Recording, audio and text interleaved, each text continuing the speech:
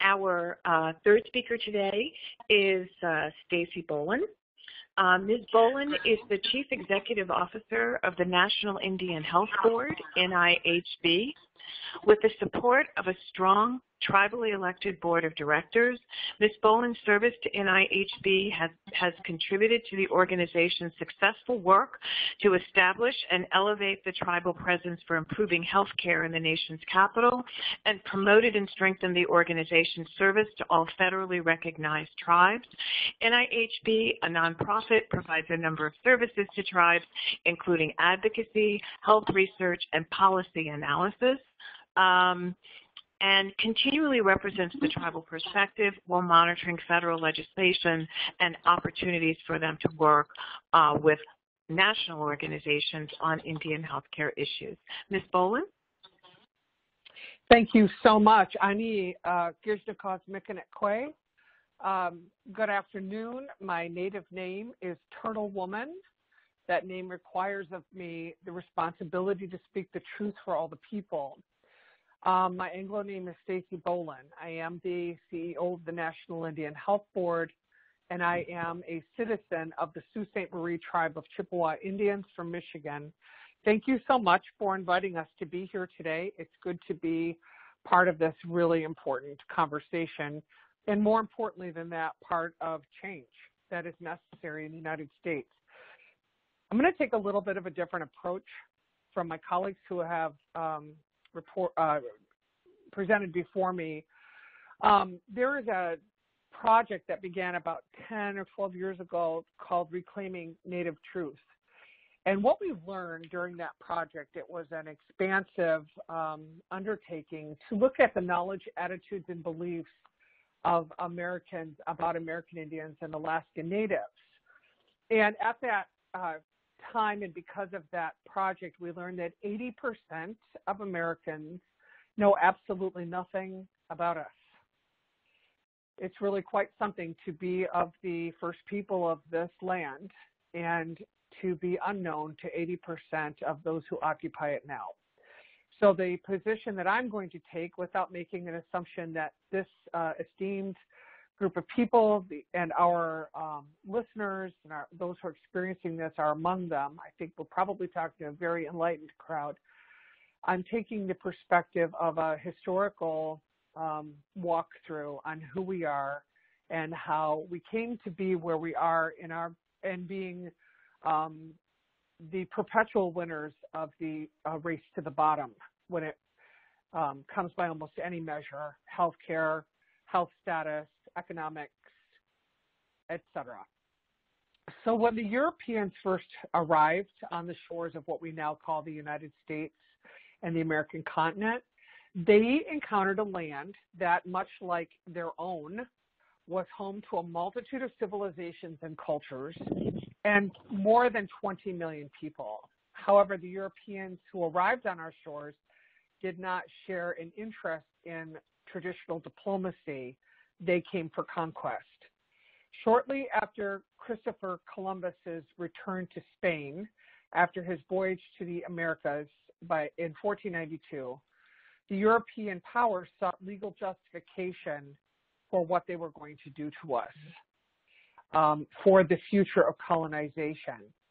And to that end, in 1493, Pope Alexander VI issued a papal decree that authorized Spain and Portugal to take control of the Americas and rule over its people. The first invocation of what would become known as the Doctrine of Discovery. This decree was followed by the 1494 Treaty of Tordesillas, which formally split newly discovered lands in the Americas between Spain and Portugal. The foundation of both of these documents and the power that they assert are both derived from an idea that a Christian nation can assert sovereignty over their non-Christian counterparts. And this idea would form the basis of the Doctrine of Discovery, which would form the underpinnings of colonization for the coming centuries. And this method of engagement continues to have ramifications to this present day. The Doctrine of Discovery basically made it illegal for American Indians to own and occupied lands in what is now the United States. When American Indians found a loophole through which they could own land, then the papal decree became that you had to have a soul to own lands, and American Indians don't have souls, so we therefore cannot own land. Recently, Rick Santorum, former senator from Pennsylvania, made a speech to a group of young conservatives stating that his people had created America from nothing, that when they came to these shores, there was nothing here, and that Native Americans contribute nothing to American culture.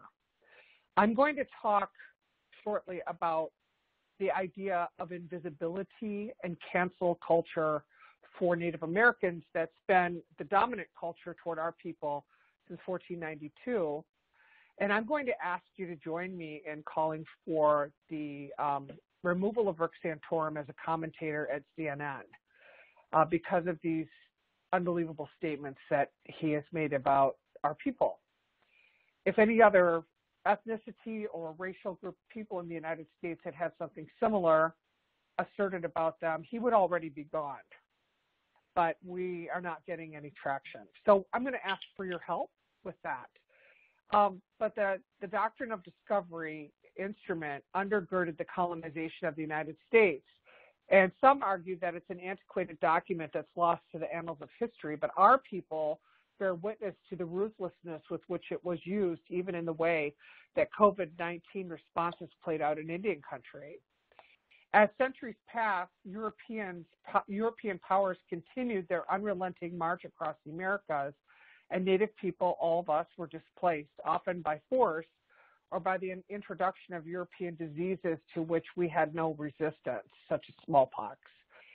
Some tribal nations were able to negotiate treaties before their lands were taken from them, and many of these treaties were negotiated under duress and often at the barrel of a gun. But they are perhaps the earliest examples of the existence of a government-to-government relationship between European powers and tribal people of this land. And that government-to-government relationship is the ground that we stand on as Native people that distinguishes us from all other peoples in the United States of America, because when the United States Constitution was written, it established a firm place for Native Americans in the American legal system. Article 1, Section 8, Clause 3 of the United States Constitution provides that Congress may have the power, quote, to regulate commerce with foreign nations and among the several states and with the Indian tribes. By including tribes as separate from foreign nationals, or nations rather, the framers also made it clear that tribes occupied a third legally ambiguous realm. So through our displacement, through the European original folks' displacement of the English by the English, the United States of America claimed land from the Atlantic Ocean to the Mississippi River, and among those possessions were the tribal nations, and we were treated very much as possessions. So I'm going to fast forward a little bit. I'm not going to stay too many hundreds of years in the past, but I'm just trying to form the basis of how we find ourselves where we find ourselves now in terms of the health equity question. In 1823, the Supreme Court Chief Justice John Marshall authored the majority opinion of Johnson versus McIntosh, in which he codified the notion that the doctrine of discovery was, in fact, the basis of initial European settlements in the Americas. The court affirmed the idea of Indian title, which states that tribes can only sell their land to the United States government and not to private citizens. This is by virtue of having been discovered by the predecessors to the United States. We were only able to sell our land to them. But Marshall was careful to mention that the United States inherited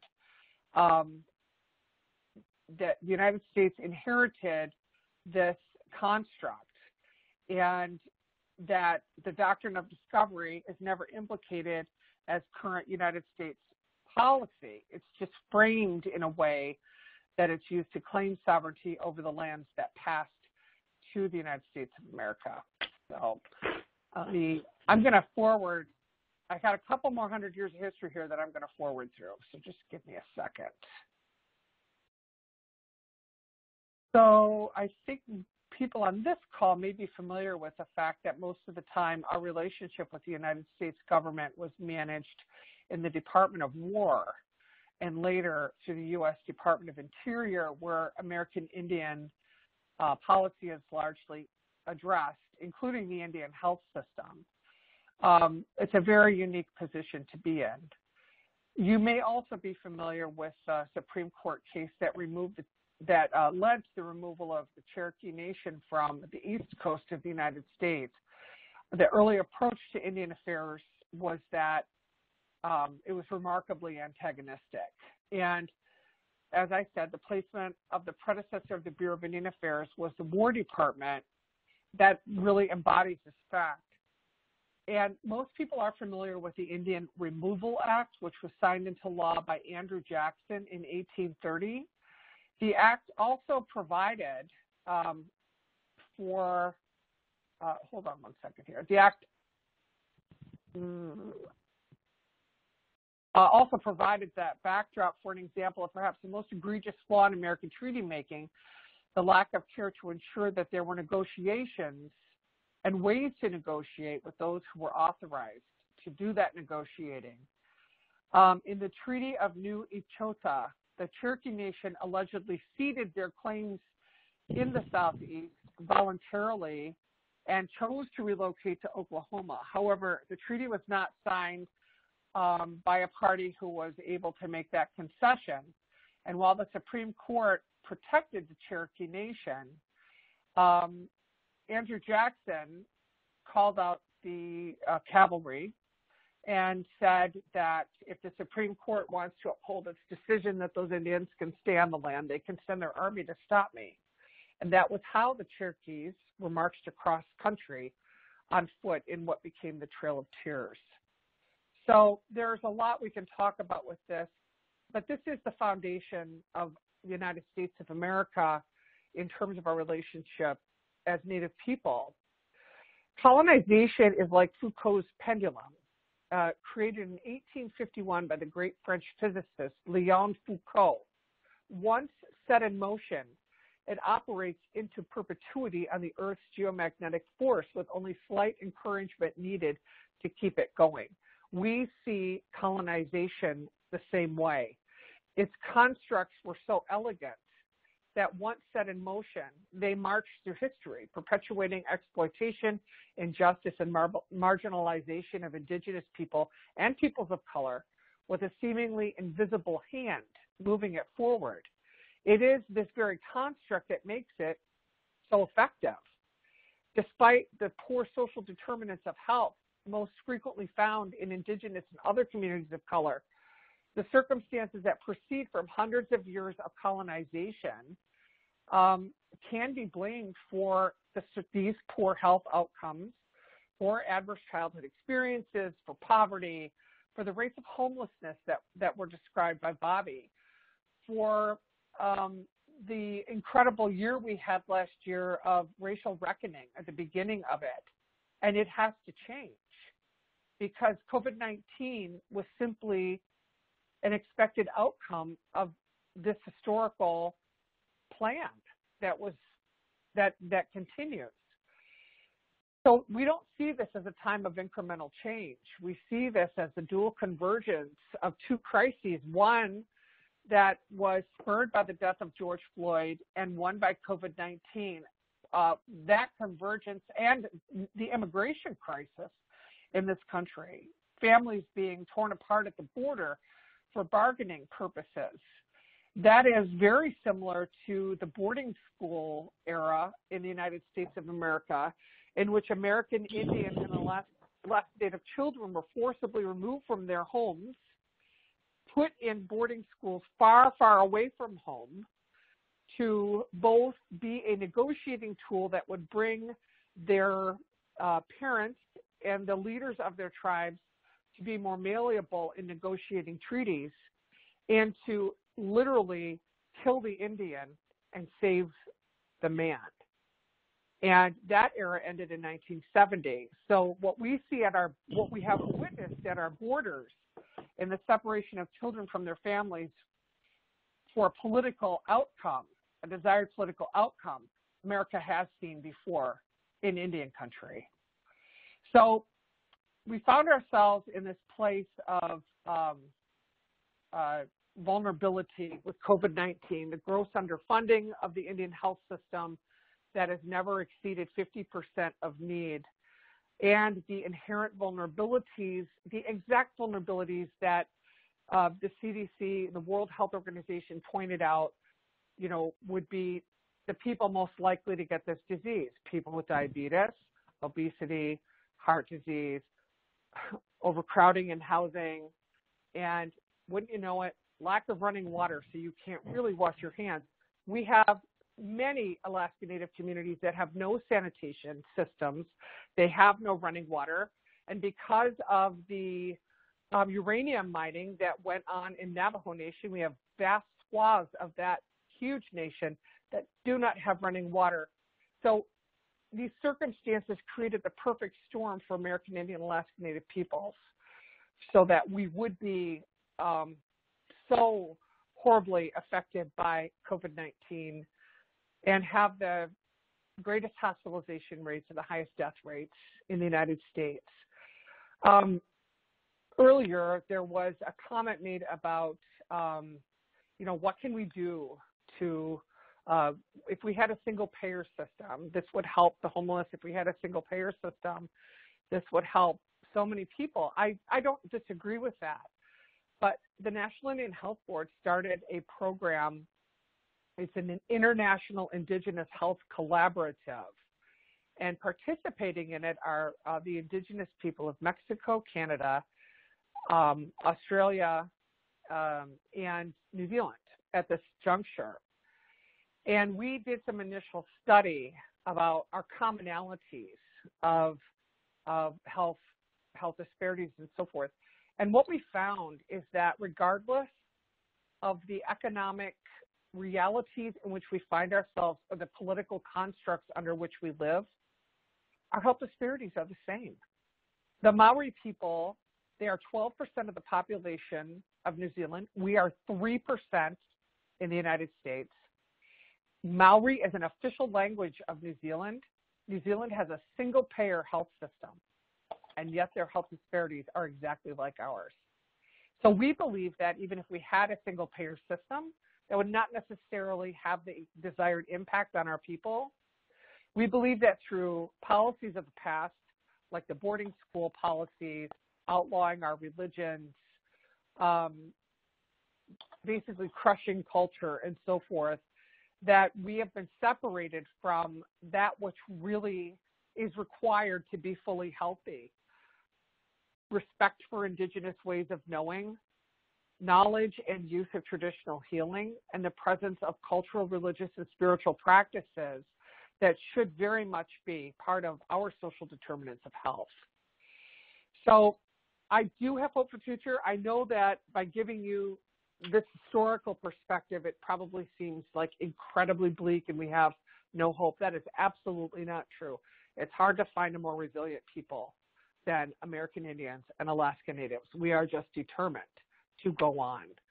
And I think that people of color who face challenges, as all do in this nation, are resilient, creative, determined people who will together fight for a better future. And I don't think it is unique to American Indians and Alaska Natives that the embrace and respect for culture and our own ways of knowing are fundamental to health. I don't think that is unique. But as the person speaking to you who is representing tribal perspective, it is so critical to us. I'm going to close with this. There's a Canadian researcher named Michael Chandler who did a study out of the University of the Pacific. It's not the Pacific North, British Columbia. I almost said the District of Columbia. Now that would have been a trick. He stood a research project out of the University of British Columbia looking at suicide rates among the Indigenous people in Canada, First Nations. You may not know this, but suicide is the number 2 cause of death of American Indian children. So we're very, very interested in this. He said the first things you throw out when you look at this are poverty and depression, because they are as common as the sand. You begin to look for communities where suicide rates are very, very low and see what is different about what they are doing. And what he found is that the stronger, more vibrant, more present culture was as a regular part of everyday life in Indigenous people, the lower the suicide rate. And I believe we could duplicate that research and apply those lessons learned across the healthcare spectrum, and it would be incredibly powerful in lifting and elevating American Indian Alaska Native health. So Chimagwich, thank you for allowing me to share these thoughts with you today. Thank you, Stacy, for Ms. Bohlen for sharing that comprehensive look at both history and how it contributes to Native American health challenges.